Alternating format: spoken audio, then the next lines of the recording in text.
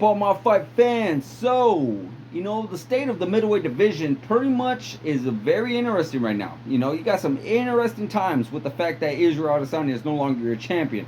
Now, that's no disrespect to Israel Adesanya. We're not saying like he made it very boring. It's just the fact that he was so dominant that it wasn't as interesting as for quite some time.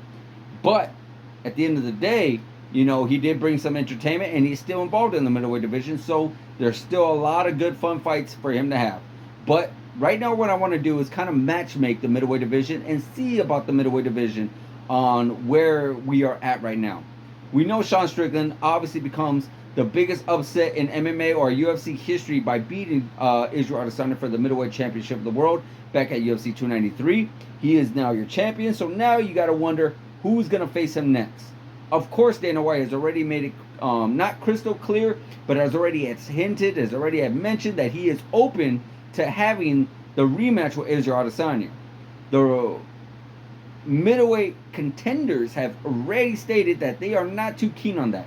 That the fact that Israel Adesanya should get it, that's gonna quite possibly get a rematch, does seem a little bit, I guess you could say it does seem a little ridiculous. It does seem a little bit like, hey, this guy has already had a rematch. He's already had a crack at the title prior to this because he did lose the championship to Alex Pereira prior to this fight, and he did get that shot, and he got it back.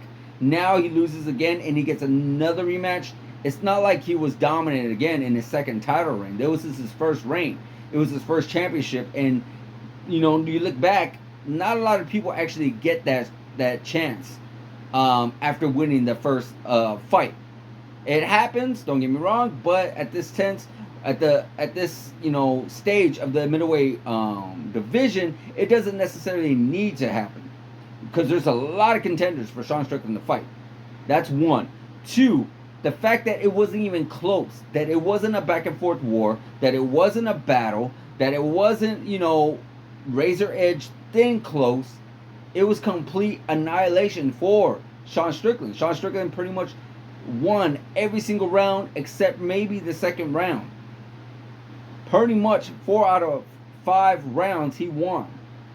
So when it comes to a dominance like that, there is really no reason to see a rematch, a part 2 in this sense for Israel Adesanya and Sean Strickland.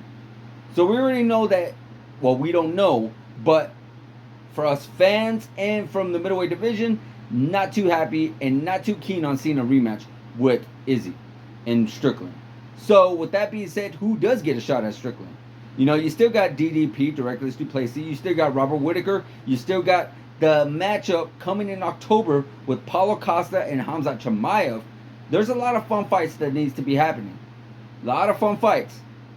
And quite possibly, my personal opinion is, it's going to be the winner of that fight. Quite possibly, if Khamzat shows up really, really good, does some kind of crazy performance, I could definitely see him being the number 1 contender. Not so much Paulo Costa, just due to the fact that, Paulo Costa, he hasn't really been playing too much, playing ball with the UFC all that much. There's been a lot of money talk, contract issues, and here and there and whatnot. So I haven't really seen too much on Paulo Costa.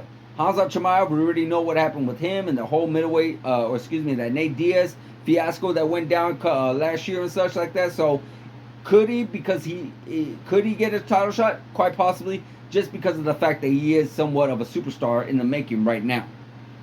Outside of that, the only contender I could possibly see is either DDP or Jared Cannonier. I cannot see it given to Robert Whittaker, just due to the fact that Robert Whittaker lost so decisively against DDP back in July. I cannot see that. Robert Whittaker would need to get another shot at somebody.